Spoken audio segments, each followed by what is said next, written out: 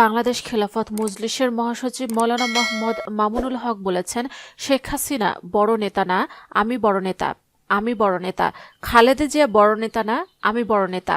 তিনি বলেন, আমি কোরআনের কথা বলবো, তুমি আমাকে বাধা দিবে, লড়াই বাঁধবে। আমি মরলে জান্নাতে যাব, আর কোরআনের কথা বললে বাধা দিতে গিয়ে তুমি মরলে জাহান্নামে যাবে।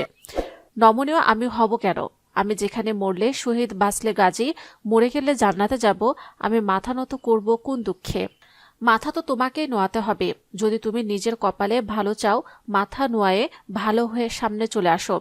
তিনি নসিহত করে বলেছেন, এটা হলো নসিহত, এ পরাজিত শক্তির প্রতি নসিহত হলো এই যে, আপনাদের বিগত 50 বছরের চলার বিষয় পর্যবেক্ষণ করলে দেখা যায় আপনাদের সবচেয়ে বড় ভুল, আপনারা আলেমদের থেকে আপনাদের ভুল ত্রুটি সংশোধনের কথা বরদাস্ত করতে পারেন না। আপনারা চান সব হুজুর আপনাদের চাটকারিতা করুক, যারা বিরোধিতা করবে তাদের ঘাড় মটকে দিতে। জেনে রাখুন, আপনারা একজন হুজুরের ঘাড় মটকাবেন, সেখান থেকে হাজার হুজুর জন্ম নেবে। পারবেন না, অতীতেও পারেননি।